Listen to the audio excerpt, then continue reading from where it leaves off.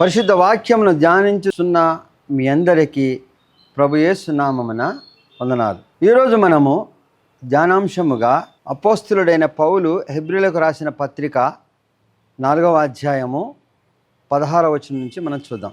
గనుక మనము కనికరింపబడి సమయోచితమైన సహాయము కొరకు కృప పొందునట్లు ధైర్యముతో కృపాసనమునొద్దకు చేరుదాము. దేవుని దగ్గర మనము ఎంతో ధైర్యముగా కృప కనికరము పొందుతాం. ఈ లోకంలో జీవించినప్పుడు అనేక శోధనల మధ్యన జీవిస్తుంటాము, అనేక విపత్కర పరిస్థితులు జీవిస్తుంటాము. ఇటువంటి సమయాల్లో మనము కనికరం కోరుతాము, కృప కోరుతాము, కాపుదల కోరుతాం. కృప కనికరము కాపుదల ఒకే రీతిగా ఉంటుందా? వీటిలో ఏమైనా వ్యత్యాసం ఉందా? ఎవరికి కృప, ఎవరికి కనికరము, ఎవరిని కాపాడటము, ఈ మూడు గురించి ఈరోజు మనం ధ్యానించుకుందాం. మన నీతిమత్వము మరి దేవుని యందు ఏ రీతిగా ఉందో ఈ మూడు విషయాలను బట్టి బయలుపరచబడుతుంది. మనము దేవునిలో ఎదుగుతున్నాము, దేవుని విశ్వాసంలో పెరుగుతున్నాము, దేవుని కాపుదలకి కూడా ధైర్యంగా వెళుతున్నాము. మూడు పరిస్థితులలో దేవుని కృపను, కరుణను, కాపుదలను పొందగలుగుతాం. ముందుగా ఇక్కడ ఏమన్నాడు? దేవుని కృప పొందటం, 2 కనికరం పొందటం, 3 కాపుదల. 3 కూడా ఒకటే, మనకున్న పరిస్థితుల నుంచి కాపుదల పొందటం. ఉదయం లేచినప్పుడు మనం దేవునికి ఏమని ప్రార్థన చేస్తాం?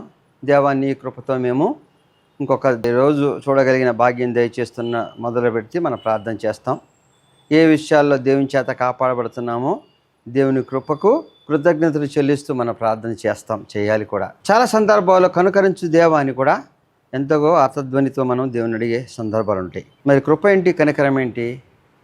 కొన్నిసార్లు ఇంకా నీవు తప్ప ఎవరు కాపాడలేవు దేవా, కాపాడమని అడిగే పరిస్థితులు ఉంటాయి.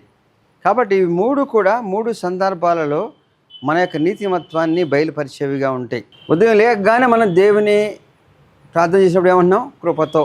ఏమి అడగకుండా, నీకేమీ తెలియకుండానే నీ యొక్క అన్ని పనులలో, అన్ని విషయాల్లో దేవుని కాపుదల ఉండటమే కృప. అంటే నువ్వు దేవా నాకు ఉదయం అని అడగలేదు, లేకపోతే ఉదయం కోసమని నేను ఎన్నో ప్రయత్నాలు చేయలే. నీ యొక్క జీవిత గమనంలో దేవుడు ఉచితంగా ఇచ్చేది దేవుని కృప.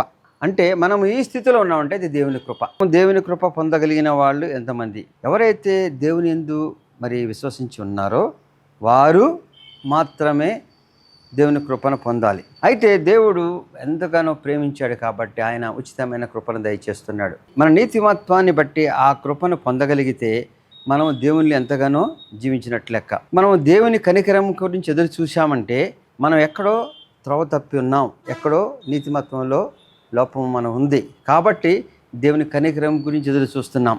దేవుని యందు విశ్వసించిన వారికి దేవుడు ఉచితంగా కృపదయ చేస్తాడు. ఎన్ని విషయాల్లో వాళ్ళకి శోధనలు వచ్చిన, ఆటంకాలు వచ్చిన, వాళ్ళు ప్రయత్నం చేసినా మరి ఏది కూడా వారికి కష్టపెట్టకుండా జరిగేది కృప. అయితే కనికరం అంటే మనము దారి తప్పిపోయినప్పుడు, లేకపోతే మనకు శోధన వచ్చినప్పుడు, విపత్కర పరిస్థితులను దేవుని ఎంతగానో వేడుకుంటూ కనికరించమని అడుగుతాం. కనికరం అంటే అంతే కదా. మనం అక్కడ పడిపోయామనుకో, వెళ్ళిపోయి కృప చూపించమంటా, కనికరం చూపించమంటామా? కనికరమే చూపించమంటాం. కనికరము మనం అడిగే పరిస్థితులు ఉన్నామంటే మనం దేవుని యందు సరిగా నిలిచి లేము, కొంత అవిశ్వాసం ఉన్నాం. కాబట్టి కనికరాన్ని గురించి దేవుని అడుగుతున్నాం. మరి 3వదిగా కాపాడబడటం.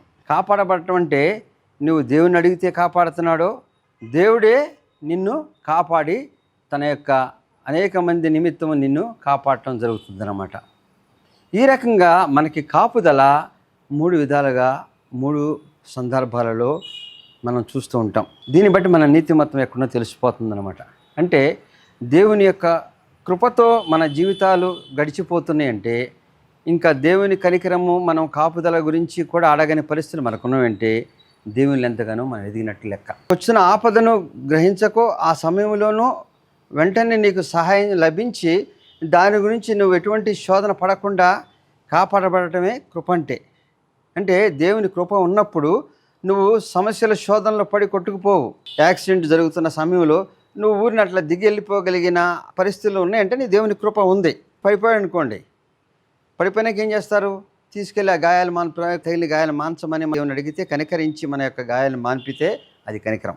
అంటే అప్పుడు మనం పడిపోవలసిన పరిస్థితి వచ్చినప్పుడు నీకు కాపుదల లేదు. ఎందుకని? నీలో ఎంతో అవిశ్వాసము, దేవుని యందు నీతిమత్వం కోల్పోయి అంతగా లేనప్పుడు నీవు దేవుని కనికరాన్ని గురించి అడగాలి. అంటే మన యొక్క విశ్వాసం ఎక్కడుందో తెలుసు. మనకి ఈ లోకంలో జరుగుతున్న అనేక సందర్భాల్లో దేవుని కనికరం గురించి ఎదురు చూస్తున్నామంటే మనము దేవుని ఎంతగానో మరి దూరంగా కొన్ని విషయాలు ఉన్నట్లే.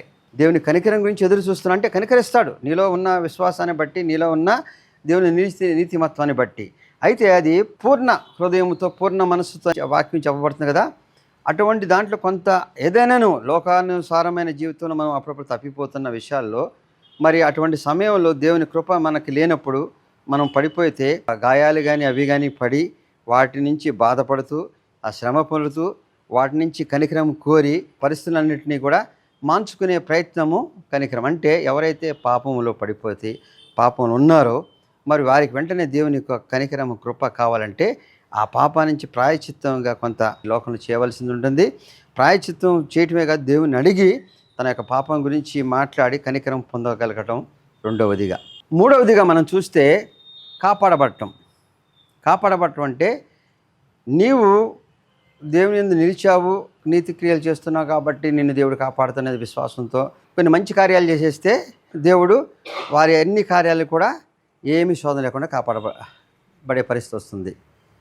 అట్లా కాకుండా కొన్ని సందర్భాలలో దేవుడి తన యొక్క విశ్వాసులకు సహాయం చేయటానికి సమస్య నుంచి కాపాడబడటం. అంటే నీతి కార్యాల వలన మనము దేవుని సన్నిధికి లేదా దేవుని బిడ్డలుగా ఎదగలేము.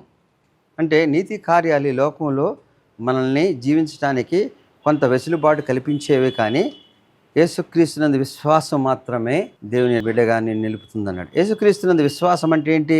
యేసుక్రీస్తు మనసు కలిగి ఉండటం, యేసుక్రీస్తును లాగా జీవించటం, యేసుక్రీస్తును పోలి ఉండటం అనేది యేసుక్రీస్తునందు విశ్వాసం అంటే. అంటే ఆయన నిజమైన దేవుడు, రక్షించేవాడు, కాపాడేవాడు. మన పాపాల నిమిత్తం ఆయన ఈ లోకంలో అన్నిటిని అనుభవించి తన బిడ్డలుగా స్వీకరించి ఆయనలా పోలి నడుచుటకు మనల్ని ఎంచుకున్నవాడు. కాబట్టి ఆ విశ్వాసం మనలో ఉన్నప్పుడు నీతి క్రియలు చేసినా లేకపోయినా నీకు దేవుని కృప ఉంటుంది. నీతి క్రియలు చేస్తే దేవుని కృప ఎందుకు ఉండదంటే, నీతి క్రియలు చేసినంత మాత్రాన ఆ ఒక్క క్రియ చేసేస్తే నువ్వు తక్కిన విషయాలన్నీ సరి చేసుకున్నట్లు కాదు. నీలో అనేకమైన దురుద్దేశాలు ఉంటాయి. కొన్ని నీతి క్రియలు చేసేసి దేవుని యందు మేము అనేక క్రియలు చేస్తున్నాము కాబట్టి, లేకపోతే దేవునికి మనం మరి కానుకలు సమర్పిస్తున్నాము, కొన్ని కార్యాలు చేస్తున్నాము, కొన్ని విషయాలు ఉన్నాము కాబట్టి, ఇవన్నీ నీతి క్రియలు కాబట్టి మనం కాపాడబడతామా? కాపాడబడం. ఎందుకంటే నీ నీతి క్రియలు నీ యొక్క జీవిత గమనంలో ముందు కాలంలో కొన్ని విషయాలు నీకు వెసులుబాటు సాయం చేసే విధిగా ఉంటుంది, కానీ దేవుని సన్నిధికి చేర్చవు. ఎందుకని? నువ్వు పూర్ణ మనసుతో ఉన్నవాడివి కాదు. ఆ యొక్క క్రియ మాత్రం చేస్తూ తర్వాత క్రియల విషయంలో నువ్వు ఏది కూడా మరి దేవుని నిలిచిన వాడివి కాదు. కాబట్టి దేవునికి నీతి క్రియలు చేస్తున్నాం. చాలామంది అపోహలు ఉంటారు, మేము ఈ క్రియలు చేస్తున్నాము లేకపోతే ఈ రీతిగా ఉన్నాం కాబట్టి దేవుని యొక్క రాజ్యంలో మాకు స్థానం ఉంది. నీతి క్రియలు కాదు, దేవుని విశ్వాసం. క్రియలు లేకుండా విశ్వాసం ఉంటుందంటే లేదు. విశ్వాసం ఉన్నవాళ్ళు క్రియలు చేస్తారు, కానీ క్రియల వలన విశ్వాసం ఉంటుందని మాత్రం కాదు. ఇది చాలా స్పష్టంగా మనము ఆలోచించాల్సిన విషయం. ఇప్పుడు ఒక సంఘటన మీకు చెప్పితే దేవుని కృపలో ఉన్న వాళ్ళు ఎట్లుంటారు, కనికరం పొందే వాళ్ళు ఎట్లుంటారు, ఆ విషయం గురించి మనం ధ్యానించుకునే ముందు, ఒక ఊర్లో చిన్న చెరువు ఉన్న ఊర్లో ఒక బాలుడు ఆడుకుంటా పడిపోయాడు దాంట్లో. అదే సమయంలో అటుగా వెళుతున్న వాళ్ళు చూశారు. వాళ్ళలో ఒక అతనికి ఈత వచ్చదు. అబ్బాయిని రక్షించడానికి మరి అందరూ చెరువులోకి వెళ్ళలేరు కదా. ఈత వచ్చిన కొద్దిగా వచ్చానంటే, సరే సరే ఇలా పోయా, నువ్వు పద దిగు, ముందు బాలుని రక్షించి ఏదో కర్ర చేత పట్టుకుని పదని అంటున్నారు, అంటే చేయమని అంటున్నారు. ఇతనికి కుర్రవాడిని రక్షించాలని ఆలోచన ఉంది, కానీ దిగట్లే. వీళ్ళందరూ చెప్తున్నారు దిగట్లే. ఒక మాదిరి దూషించే పరిస్థితి, నువ్వు ఇంత బాగా వచ్చినాడు, మాకు వచ్చిన మేము వెళ్తాం, మేము కొంత దూరం దిగుతాం రమ్మనేది అంటున్నారు, కానీ ఇతను వెళ్ళట్లే. కొంతసేపటికి ఆ బాలుడు పడిపోయినాడు ముందుగా కట్టు ఇటు కొట్టుకొని తర్వాత చేతులు కొట్టడం కూడా ఆపేశాడు. అయ్యో పడిపోయాడు, చచ్చిపోయాడు అనే పరిస్థితిలో ఇతను గబుక్కుని దూకి మరి ఆ బాలుని రక్షించి తీసుకొచ్చాడు. ఒడ్ని పెట్టి ఇక ఫస్ట్ ఎయిడ్ చేసేస్తే బాలు స్పృహ వచ్చింది, బాగానుంది. మరి చూసిన వాళ్ళందరూ ఏమంటారు, ఇంతగా నువ్వు ఈ తీసుకొచ్చేవాడివి పడిపోయినప్పుడు చెప్తుంటే వెళ్ళకుండా కూర్చొని ఆలోచించి ఎవడన్నా వచ్చి అడుగుతాడన్నా డబ్బులు ఇస్తాడన్నా లేకపోతే ఇంకే ఏ ఉద్దేశంతో నువ్వు ఇప్పుడు ఆగి చేసావని మరి సనుక్కుంటారు, అంటారు. ముందే చేస్తుంటే బాగుండేది, ఒకళ్ళు ఇప్పుడు కాపాడబడ్డాడు అని అంటారు. మరి ఆయన ఏం చెప్పుంటాడు, బాలుడు పడిపోయినప్పుడు తీసుకురావాలని నాకు ఉంది, అయితే ఆ సమయంలో నేను వెళితే బయటికి రావాలని ఆతృతలో నన్ను పట్టుకుని నేను లాక్కొస్తే కూడా రాకుండా అతను నా మెడ పట్టుకోవచ్చు, లేకపోతే నాకు సహకరించుకుని అతనే ప్రయత్నం చేసే దాంట్లో ఉంటాడు. అంటే అటువంటి పరిస్థితులను వెళ్ళానుకో అతను లాక్కు రావడం కన్నా నేను కూడా మరి అతనితో పాటు కోల్పోయే అవకాశం ఉంటుంది. కాబట్టి అతను ఎప్పుడైతే బలహీనుడు ఏం చేయలేని స్థితిలో ఉన్నాడో అప్పుడు వెళ్ళిపోయి నేను తీసుకురావడం జరిగింది. కాబట్టి నాకు తలంపు లేదు అని కాదు, ఉంది. కానీ దానికి ఎప్పుడు సిద్ధపాటుగా వెళ్ళాలో దేవుడు నిర్ణయిస్తాడు. ఇది దేవుని యందు ఉన్న వాళ్ళకి, అంటే దేవుని కృప పొందే వాళ్ళ విషయంలో జరిగే కార్యం. అంటే నీకు ఆ కార్యము చేయాలనేది నీతి కార్యమే, చేయాలి అనే మనసులో ఉంది. ఆ తలంపు ఉండటమే దేవుని యందు నిలిచి ఉండటం. అంటే క్రియ చేయకపోతే కాదని మీరు అనొచ్చు. క్రియ చేయకపోతే కాదనదు. క్రియ చేయవలసింది ఎప్పుడు ఎవరు అనేది దేవుడు నిర్ణయిస్తాడు. దేవుని యందు నిలిచిన వాళ్ళు ఆ రీతిగా ఉంటారు. చాలామంది ఈ విషయాలు మనం చూస్తుంటాం. వీళ్ళంతా దేవుళ్ళు ఉన్నారు, సహాయం చేయట్లేదేంటి, లేకపోతే వీళ్ళు ఎంతగానో ఉన్నారు, ఆదరించట్లేదేంటి, దేవుని నిలిచారని విమర్శలు చేసిన వాళ్ళు, విమర్శలకు పడేవాళ్ళు ఉంటారు. అయితే మనకు తలంపు ఏ రీతిగా ఉందనేదే దేవుడు చూస్తాడు, కానీ నీ క్రియను దేవుడు ఆశించాడు. ఎందుకంటే ఆయన ఎవరితో చేయించాలో ఎప్పుడు చేయించాలో ఆయనకు తెలుసు. దేవుని విశ్వాసం అంటే అదే. మనము ఈ లోకంలో ఏదైనా చేయగలం మన బలముతో అనుకున్నామంటే దేవుడు మనం వెంట ఉండడు. హృదయ ఆలోచనలు ఎరిగిన వాడు. అది చేయాలనుకున్నప్పుడు నువ్వు ఆ నీతి కార్యం చేసిన వాడివే. ఆ నీతి కార్యం చేయటం వల్ల నీకు మరి కొత్త ప్రయోజనం వచ్చేది ఏం లేదు. అది చేయాలా వద్ద నిర్ణయించేవాడు దేవుడు. కాబట్టి దేవునికి కృపకు పాత్రుడు. కాబట్టి ఆ సమయంలో అక్కడ పంపకుండా ఆ బాలుడు నిస్సహాయ స్థితిలో ఉన్నప్పుడు తీసుకురాగలిగిన స్థితిలో దేవుడు నిన్ను నడిపించాడు. అది దేవుని కృప అంటే. అది కాకుండా నీ నీతి కార్యాల మీద విశ్వాసం ఉంచి నేను మంచి పనులు చేసేస్తే దేవుని నిలిచినట్లు అనుకున్నావు, అందరూ చూస్తున్నా అనుకుని వెళితే నీ బలాన్ని నమ్ముకుని వెళ్ళినట్లు లెక్క, కానీ దేవుని విశ్వాసం ఉంచినట్లు లెక్క కాదు. కాబట్టి నీ బలం పైన విశ్వాసంతో నువ్వు ఎప్పుడు వెళ్ళినా దేవుని యొక్క నీతి కార్యాలు చేసిన వాడు అవుతావు కాదు. నీ యందు ఆ నీతి కార్యాల వల్ల నువ్వు గొప్పగా అయినవాడు అవుతావు. కాబట్టి దేవుని యొక్క గొప్పతనం ఏంటి? దేవుడు ఎక్కడున్నాడు? ఇంకా దేవుని ఎందుకు నమ్మాలి? మనం నీతి కార్యాలు చేస్తూ మంచిగా జీవించవచ్చు కదా. దేవుడు ఆ సమయం వరకు ఎప్పుడు పంపాలో నిన్ను, లేకపోతే ఆ సమయంలో నీకన్నా ఇంకా ఇద్దరు శ్రేష్ఠులైన వాళ్ళని పిలిపించి అక్కడ రప్పించి ఆ బాలుని రక్షించేవాడు. ఎందుకని బాలుని రక్షించగలిగిన స్థితి నీకు ఉందా లేదా, నేను ఎప్పుడు పంపాలనేది దేవుని నిర్ణయం. ఆ రీతిగా దేవునిపైన ఆధారపడి మరి మన తలంపులలో మనస వాచ కర్మ అంటాం. అంటే మనసులో, వాచ అంటే చెప్పడంలో, కర్మ అంటే చేసే క్రియలో ఎవరైతే దేవుని నిలిచి ఉన్నవాళ్ళో, అంటే ఆయన అనుకున్నాడు రక్షించాలని, వెంటనే రక్షించవచ్చు, తర్వాత కూడా రక్షించాడు. కాబట్టి అతను తలంచింది చేస్తాడు. అయితే నీ తలంపు మాత్రమే దేవునికి కావలసింది. అదే దేవుని యందు నిలిచే ఉన్నవాడి వంటి అటువంటి వాళ్ళకే దేవుని కృప. అంటే నువ్వు ఎప్పుడైతే ఏదైనా మంచి కార్యం చేయాలని తలస్తున్నావో దేవుళ్ళలో నువ్వు పూర్తిగా ఉన్నట్లు లెక్క. ఆ క్రియ చేసే పనులు దేవుడు చూసుకుంటాడు. నువ్వు కాదు చేయాల్సింది. దేవుని క్రియ ఎట్లా చేయాలో ఆయన తెలుసు. ఎవరిని పంపిస్తావు, నిన్నో ఇంకొవరినో. నీ తలంపు మాత్రమే దేవునికి కావాల్సింది. అంటే నువ్వు దేవుని యొక్క క్రియను చేయడానికి సిద్ధంగా ఉన్నావు, నువ్వు దేవునిలో ఉన్నావు. కాబట్టి దేవుడు నీ పట్ల తన కృపను చూపిస్తాడు. నువ్వు వెళుతున్నావు, ఎదురుగుండా ఎవడో వచ్చేస్తున్నాడు. ఆ సమయానికి ఇంకా పక్కన ఏదో వచ్చి నువ్వు పక్క తప్పుకుని ఆ యాక్సిడెంట్ని తప్పించగలిగిన కృప నీకు దేవుడు ఎప్పుడు ఏర్పరుస్తాడు? నీ మనసులో అటువంటి తలంపు ఉన్న వాడికి, అటువంటి దేవుని నిలిచిన వాళ్ళకి దేవుని కృప ఉంటుంది. అంటే దేవుని కృప అంటే ఇప్పుడు మీకు అర్థమైంది కదా. మనము తలంచనది, మనకు ఊహించనది, మనం ప్రయత్నం చేయకుండానే కాపుదలను చేసేది దేవుని కృప. అటువంటి దేవుని కృప ఉండి జీవించిన వాళ్ళు దేవునిలో పరిపూర్ణంగా ఉన్నవారి కింద లెక్కే. మన విశ్వాసము అత్యున్నత స్థితికి వెళ్ళినట్లు లెక్క. అట్లా కాకుండా మన తలంపులతో మనం వెళ్ళి మనం రక్షిస్తాం, నీతి కార్యాలు చేస్తాం, మనం దేవునిలో నిలిచి గొప్ప పనులు చేస్తున్నాం అంటే దేవుణ్ణి గొప్పగా చేయట్లే. నీకు నువ్వు హెచ్చించుకుంటున్నావు, నీ బలాన్ని హెచ్చించుకుంటున్నావు, నీ యొక్క స్థితిని హెచ్చించుకుని అందరి మెప్పు పొందాలనుకున్నావు. ఆ నీతి క్రియల వలన నువ్వు దేవుని యందు ఎదిగిన వాడివి కాదు. ఆ బాలుడు మరి ఎట్లా ఉన్నాడు? పడిపోయినప్పుడు తనకి ఏదన్నా మరి అన్ని ఇటు అటు కొడుతూ ఇటు చేస్తూ ఉంటాడు క్రియలు. అంటే తన బలాన్ని ప్రదర్శిస్తూ ఉంటాడు. మరి అప్పుడు రక్షించబడలే. ఎప్పుడైతే తన బలాన్ని అన్నిటిని విడిచి మరి నిస్సహాయ స్థితిలో ఉన్నాడో అప్పుడు రక్షించబడ్డాడు. కాబట్టి రెండవదిగా కనికరం అంటే మనం దేవుని యందు నిలిచామనుకున్నాం, కానీ అనేక క్రియలు మనం చేస్తూ దేవుని కన్నా గొప్పగా మనం యోచిస్తూ ఉన్నప్పుడు ప్రమాదంలో పడిపోతాం. దేవుని విశ్వాసము కలిగి రక్షించేవాడివి. మా యొక్క పాపాల నిమిత్తమై నువ్వు ప్రాయశ్చిత్తం చేసినవాడు. కాబట్టి మేము ఎన్నో పాపాలు చేసాం, ఇది ఆ పాపాలకి పరిష్కారం కాదు. మా పాపాల నిమిత్తము నువ్వు ప్రాయశ్చిత్తం చేశావు. కాబట్టి మా పాపాలను క్షమించగలిగిన వాడు నీవే. కాబట్టి నువ్వు క్షమించమని నీ కనికరానికి పొందే రీతిగా నువ్వు ప్రార్థన చేసినప్పుడు కనికరం పొందొచ్చు. కాబట్టి నీలో ఉన్న అవిశ్వాసాన్ని సమస్తాన్ని వీడి దేవుని నిలిచే రీతిగా ఉన్నప్పుడు కనికరం పొందుతావు. కాబట్టి మనలో కనికరం పొందే దిశలో ఉన్నామంటే మనం ఇంకా దేవుని యందు సరైన రీతిలో ఎదగట్లేదని. కాబట్టి దేవుని యందు ఎదిగిన వారు ముందుగా చెప్పబడినట్లుగా తలంపులోనే దేవుని కార్యాలు చేస్తూ ఉంటారు. అంటే దేవుని కార్యాలు సిద్ధమై ఉంటారు, వారే కార్యాలు చేయరు.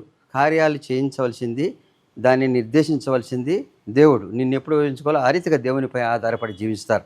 అయితే కార్యాలు చేస్తున్న వాళ్ళు అల్ప విశ్వాసంలో పడి దేవుని కనికరం గురించి ఎంతో శోధనలో పడిపోతాం మనం చూసాం.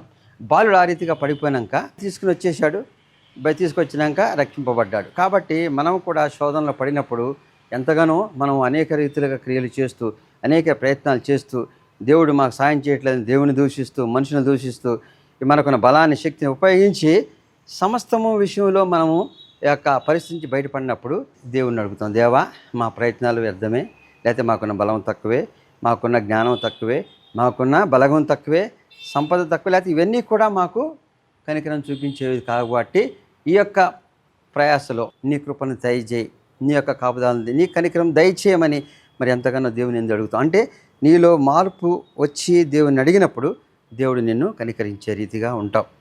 మరి నీలో కనికరించే రీతిగా నువ్వు ఉన్నప్పుడు తిరిగి దేవుని యందు వెళ్ళినప్పుడు మరొకసారి కనికరం కాకుండా కృప పొందేవాడిగా ఉంటే దేవుని యందు నిలిచినట్లు లెక్క.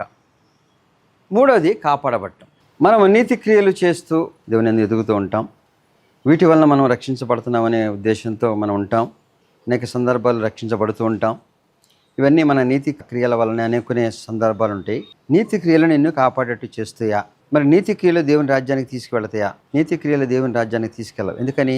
ఆ క్రియలో మాత్రమే దేవుని విశ్వాసం ఉంచి, లేకపోతే నువ్వు దేవుని క్రియ చేస్తూ ఉంటావు. కానీ మిగిలిన విషయాల్లో దేవునితో సంబంధం లేకుండా అనేక క్రియలు చేస్తున్నప్పుడు నువ్వు దేవుని ఉన్నవాడివి కాదు. అయితే దేవుని నీతి క్రియలు చేయకూడదా? నీతి క్రియలు చేయాలి. నీతి క్రియలు చేసినంత మాత్రాన నువ్వు విశ్వాసం ఉన్నట్టు కాదు. ఈ నీతి క్రియలు నీకు ఏదో మంచి జరుగుతుందని చేస్తూ ఉంటావు, లేకపోతే ఆ మంచి ఏ రీతిగా జరుగుతుందో చేసుకుంటావు, ఆ రీతిగా కాపాడబడతావు. అనేక సందర్భాల్లో దేవుడు నిన్ను కాపుదల చేసిన విషయాలు కూడా ఉంటాయి. ఒక మంచి అధికారి మంచి ఉన్నత స్థితిలో ఉన్నాడు, పేరు ప్రఖ్యాతులు ఉన్నవి చాలా. మరి అన్ని విషయాల్లో కూడా దానం చేయటం కానీ చాలామంది సహాయం చేయటం కూడా ఉంది. ఆయన ఎదుగుదలకి అదే కారణం అని ఆయన అనుకుంటున్నాడు.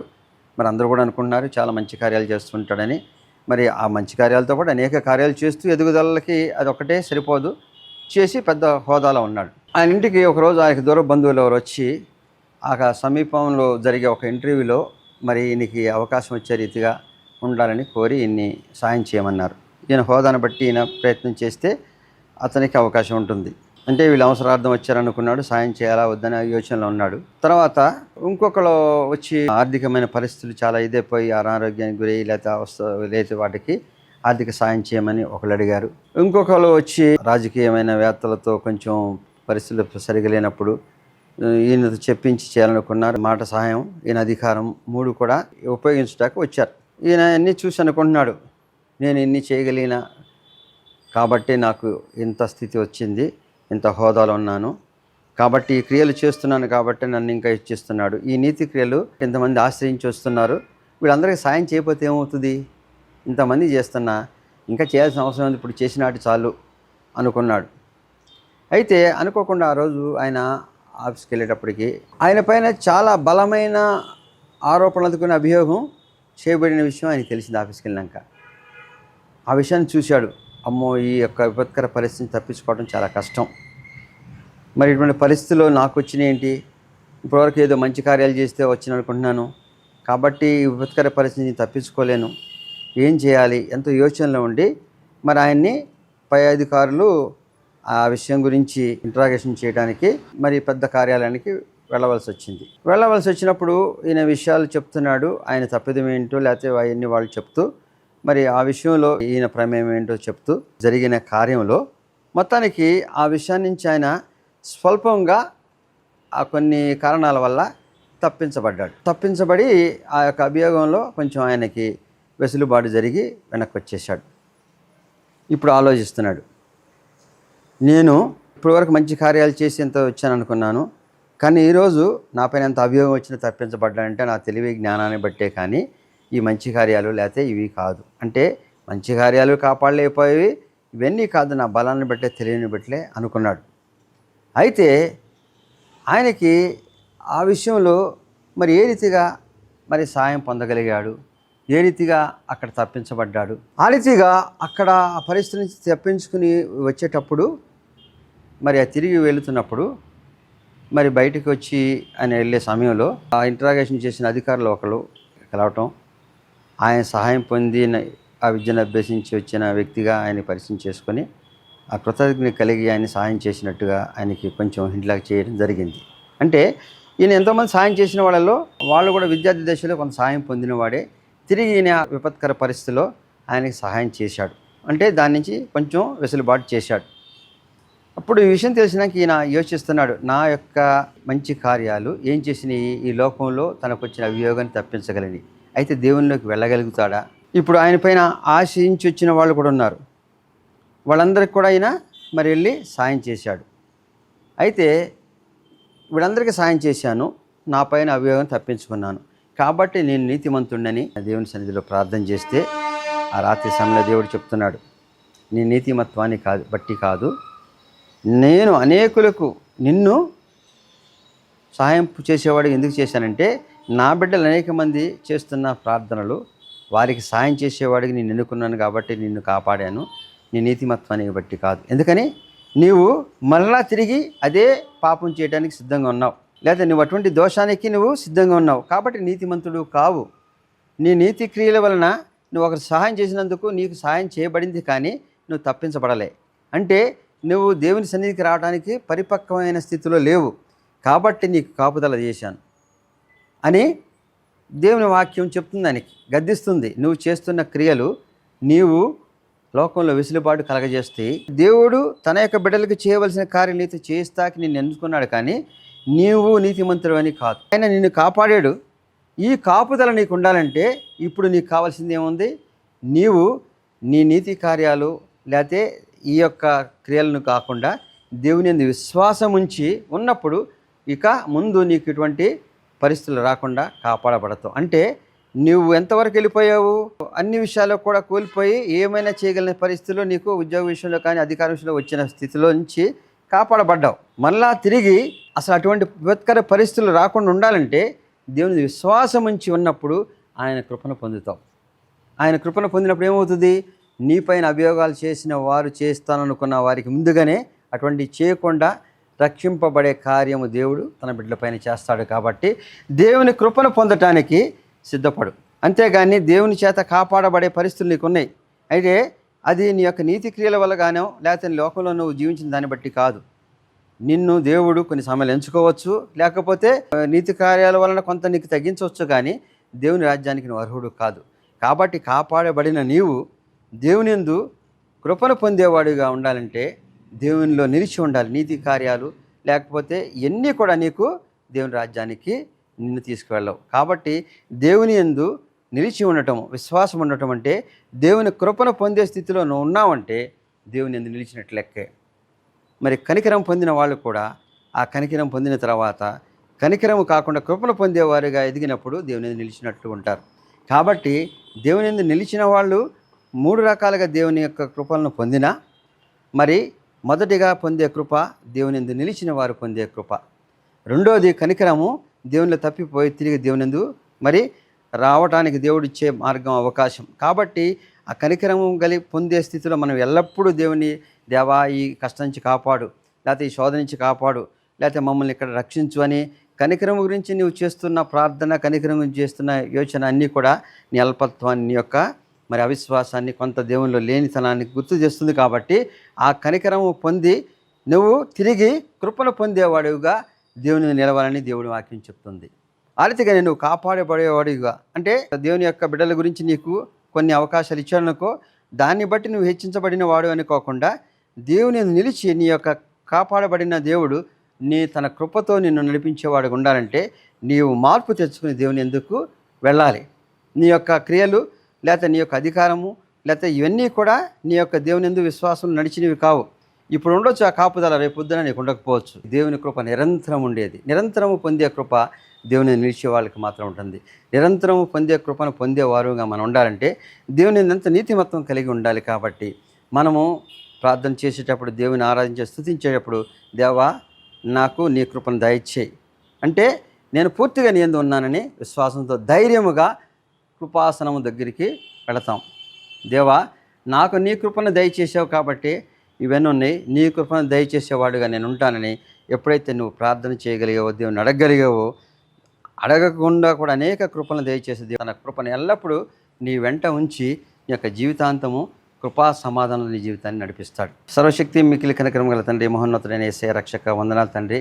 వాక్యం ద్వారా అనేక విషయాలు మాకు తెలియజేసిన దాన్ని బట్టి తండ్రి, మేము నీ కృపను పొందేవారుగా ఉంటకు మమ్మల్ని నడిపించుము. నీ కనికరము, నీ కాపుదల చూసి మేము ఇంకెక్కడో ఉండకుండా నీ కృపకు పాత్రలే రీతిగా మా జీవితాలను మరల్చి నీ బిడ్డలుగా మమ్మల్ని నడిపించమని క్రీస్తు వారి పాటు వేడుకుంటున్నాం తండ్రి. ఆమేన్. ఊహించలేని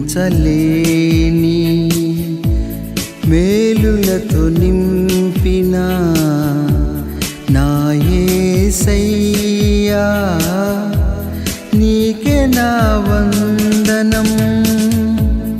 ఊహించలేని మేలులతో నింపిన నా యేసయ్యా, నీకే నా వందనం. వర్ణించగలనా నీ కార్యముల్, వివరించగలనా నీ మేలులన్. వర్ణించగలనా నీ కార్యముల్, వివరించగలనా నీ మేలులన్. ఊహించలేని మేలులతో నింపిన నా యేసయ్యా, నీకే నా వందనం. ఊహించలేని